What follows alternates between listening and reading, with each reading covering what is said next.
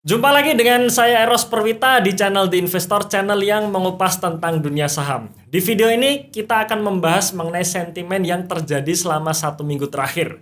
Cuman sebelum kita masuk ke pembahasannya, saya ingatkan tanggal 18 Maret 2022 besok, tepatnya hari Jumat malam, kita akan mengadakan webinar Value Investing, di mana temanya adalah bedah saham calon potensi yang naik satu bagger di sektor properti. Ya, pastikan teman-teman ikut ya, jangan sampai terlewat di webinar besok ya. Cara mendaftarnya lewat link di bawah ini ya, atau link dalam deskripsi di video ini, atau di dalam kolom komentar yang sudah kami pin. Oke, saya tunggu Anda di webinar besok dan selamat menonton.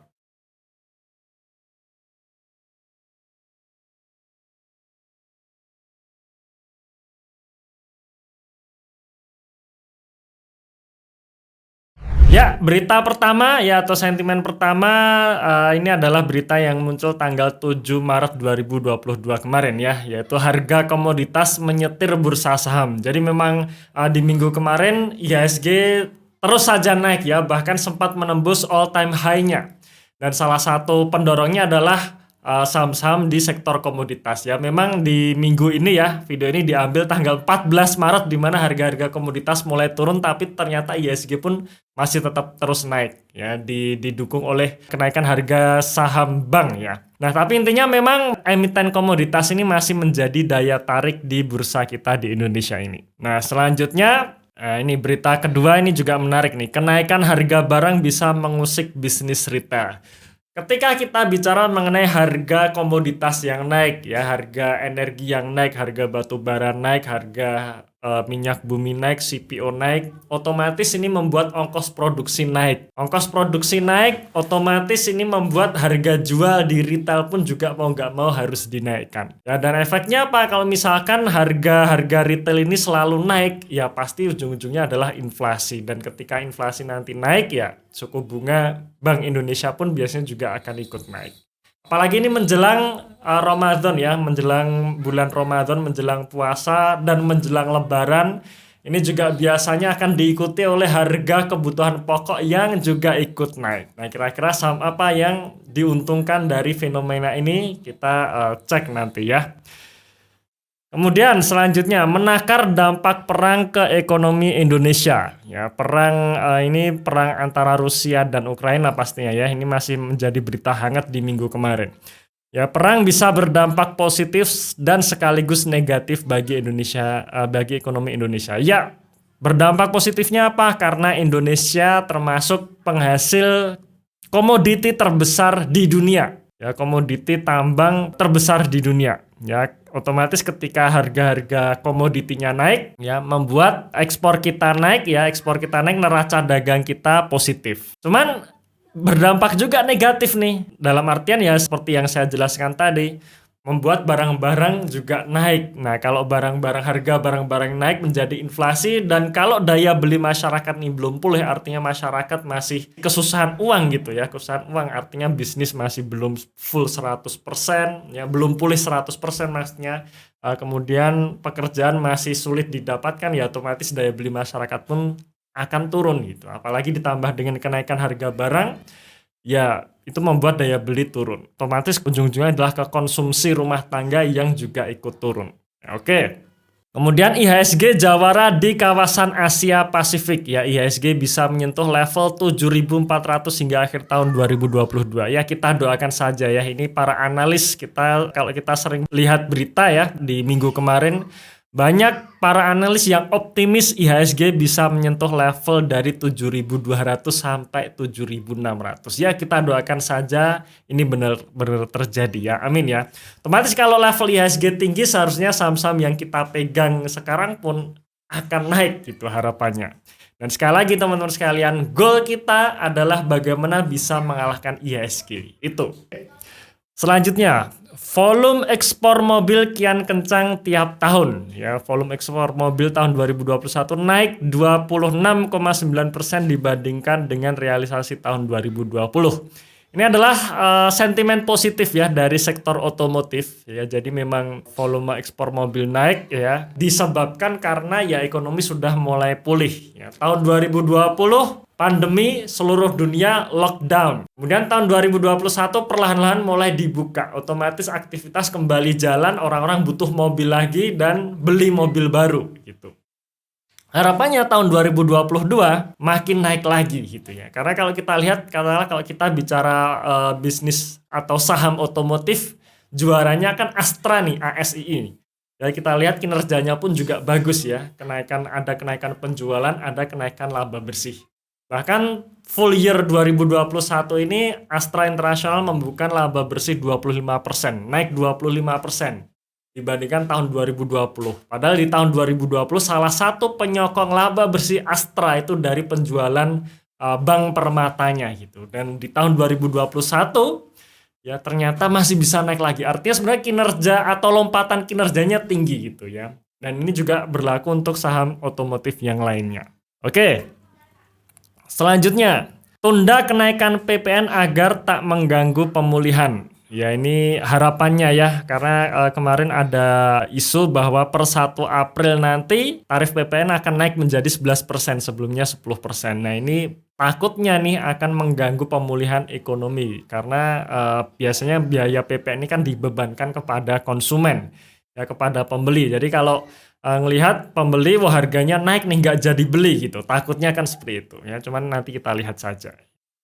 Kemudian selanjutnya PTBA cetak rekor laba tertinggi ya. Jadi sebenarnya bukan hanya PTBA ya, tapi hampir semua saham-saham batubara yang sehat ya per tahun 2021 mencetak laba di rekor tertingginya. Nah ini menarik, ketika laba tinggi biasanya kalau kita bicara saham batubara khususnya dividennya juga tinggi. Nah biasanya nanti ketika sudah ada pengumuman dividen orang-orang akan menyerbu nih. Karena kan dividen yieldnya biasanya tinggi gitu ya, dividen payout ratio tinggi, otomatis dividen yieldnya pun tinggi kalau kita punya harga yang masih murah gitu ya, masih di bawah gitu. Dan biasanya nanti menjelang cum date ya harga sahamnya akan naik karena orang-orang berbondong beli saham batubara demi dividennya.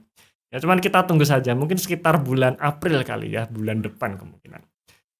Oke, nah selanjutnya ada ya berita menarik juga ya, bahwa sekarang bebas pergi wisata tanpa tes PCR dan karantina. Ya, pelaku usaha perhotelan menargetkan okupansi naik 20% dengan kebijakan bebas karantina. Ya ini juga berita yang bagus ya buat kita para pelaku usaha di sektor wisata. Jadi kalau tes PCR sudah tidak ada, karantina sudah tidak ada, berarti biaya untuk berwisata pun juga jadi murah gitu. Karena kemarin kalau kita bicara mengenai komponen biaya saat wisata ya salah satunya tes PCR ini. Ya tes PCR plus karantina ini jadi membuat biayanya membengkak gitu. Cuman dengan dibebaskannya karantina dan juga tes PCR, harapannya bisnis pariwisata bisa pulih lagi. Berita selanjutnya, harga minyak mendidih, harga produk siap naik ya, otomatis ya. Ini adalah pergerakan harga minyak WTI sampai menyentuh $124 per barel. Cuman sekarang ya per hari ini tanggal 14 Maret itu sudah mulai turun ya, tetapi masih di atas $100 per barel. Masih tinggi ya, tetap masih tinggi. Ya ini menurut saya mungkin masih bisa di kisaran 100 ya. Karena memang penurunannya gara-gara ada berita negara-negara penghasil minyak bumi dia akan menggenjot produksinya dan itu membuat harga minyak kembali turun ya. Cuman tetap tinggi juga sebenarnya, kalau masih di atas $100 ya masih tinggi gitu. Ya otomatis membuat harga produk ya pasti akan naik ya. Ini berita mengenai menghitung dampak kenaikan harga minyak mentah terhadap sejumlah sektor industri ya. Ini intinya juga sebenarnya sama sih, berujung ke inflasi yang naik dan berujung ke suku bunga yang naik juga.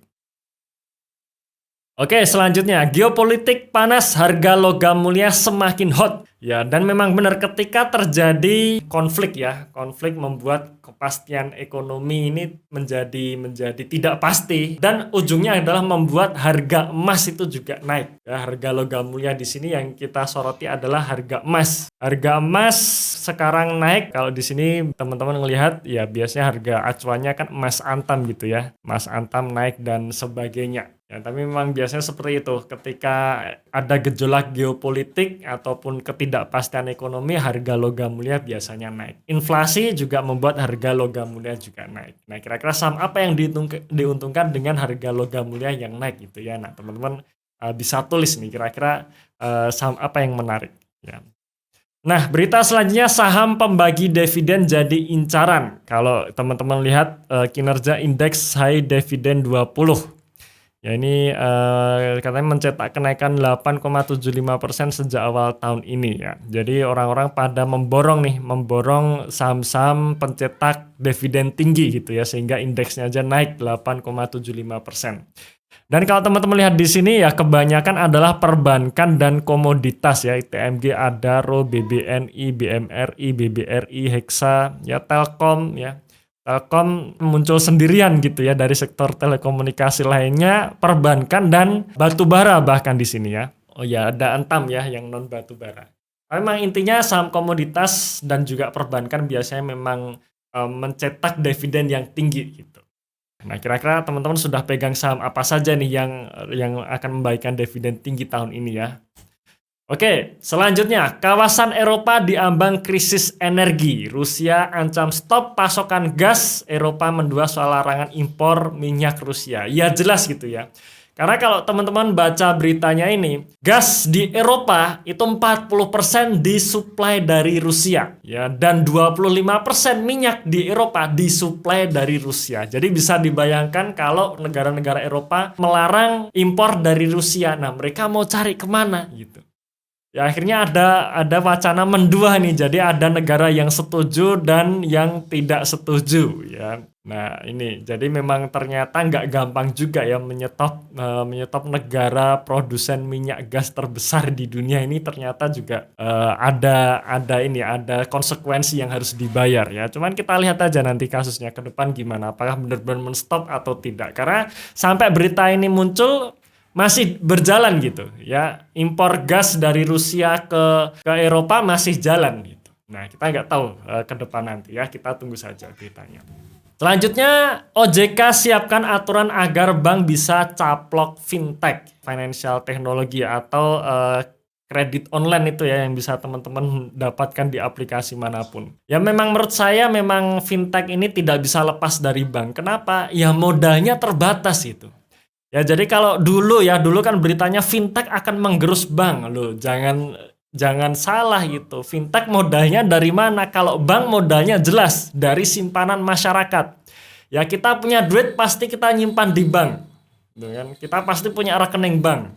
Ya zaman sekarang nggak ada yang nyimpan duit di almari atau di bawah bantal. Nah kita simpan di bank, itulah peluru bank untuk menyalurkan kredit. Sedangkan fintech modalnya dari mana? Modal sendiri. Kalau modal sendiri terbatas nggak penyaluran kreditnya? Ya pasti terbatas itu. Nah makanya mau nggak mau ya harus kerjasama dengan bank ya. Kalau misalkan masih mau berekspansi seperti itu ya. Jadi nggak ada namanya bank itu akan tergerus oleh fintech, itu menurut saya nggak ada itu ya. Oke, selanjutnya minyak goreng murah masih memicu masalah ya. Pemerintah menaikkan kewajiban pasok CPO dalam negeri menjadi 30% mulai hari ini. Ya, ini yang menjadi sentimen negatif dari emiten CPO ya, karena mereka harus menjual 30%-nya di dalam negeri dengan harga yang sudah dipatok ya. Nah, sebenarnya gini, kalau kita baca berita, kita lihat-lihat mengenai kelangkaan yang terjadi, sebenarnya dengan DMO 20% tuh kebutuhan di dalam negeri seharusnya sih sudah terpenuhi gitu. Cuman karena masalah distribusi saja gitu ya, masih ada yang menimbun dan sebagainya, itu membuat menjadi langka di pasaran. Jadi sebenarnya produsen ini pun juga nggak bisa menyimpan seharusnya. Produsen dalam artian dia yang memanen kelapa sawit ya, bukan memproduksi minyak goreng, tapi yang memanen kelapa sawit. Ini nggak bisa disimpan lama, setelah panen ya harus didistribusikan. Kalau enggak nanti jadi nggak bagus lagi buahnya, kan seperti itu. Ya, jadi ini menjadi sentimen negatif. Ya, cuman kita lihat, seharusnya dengan kenaikan harga CPO harapannya sih penjualan yang 70% ini masih bisa mengcover dari DMO 30% ini.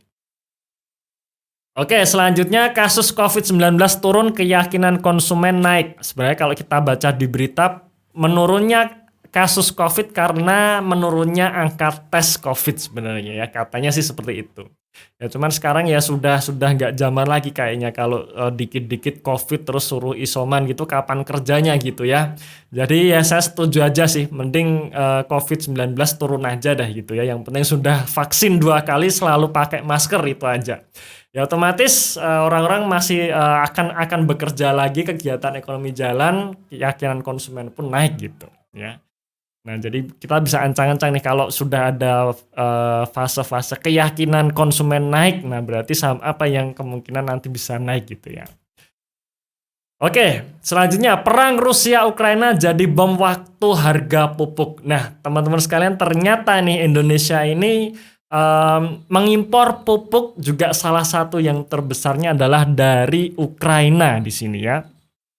Dari Ukraina ya. Oke, sorry, dari Rusia ternyata ya, dari Rusia. Jadi pemasok pupuk terbesar di Indonesia ini Rusia, nomor 3. Ya otomatis kalau Rusia lagi perang, dia nggak bisa menjalankan ekonominya, nah juga jadi bom waktu juga ini ke harga pupuk. Nah harga pupuk otomatis yang kena siapa ya? Salah satunya ini perkebunan kelapa sawit dan sebagainya ini ya. Ini juga bisa kena imbasnya. Ya, cuman kita lihat aja nanti ya perkembangannya seperti apa. Oke, nah ini yang menarik ya. Tanggal 14, sebenarnya sudah 2 hari sejak hari Jumat kemarin. Tanggal 4 dilanjut dengan tanggal 14 Maret 2022 ini kalau kita ngelihat harga saham batu bara pada anjlok semua. Gitu. Nah, kira-kira sentimen negatifnya apa ini? Ya, kenaikan royalti. Kenaikan royalti menekan emiten batu bara. Ya ini jelas karena sebenarnya sebelumnya royalti yang harus dibagikan ke pemerintah itu bervariasi ya dari 2%, 3%, 5% sampai 7%. Kalau nggak salah tertinggi itu sekitar 13,5% ya. Jadi tergantung dari kalorinya. Ya, ini kalau nggak salah ya, nanti bisa teman-teman benarkan lewat kolom komentar kalau misalkan saya salah. Rencananya karena harga batu bara naik, royaltinya mau dinaikkan sampai berapa? Sampai 20%. Ya otomatis ini menjadi sentimen negatif. 20% berarti kira-kira akan menekan laba bersihnya atau enggak nih ya. Seperti itu. Ya karena dan biasa ketika market dihadapkan dengan ketidakpastian seperti ini membuat harga sahamnya jatuh.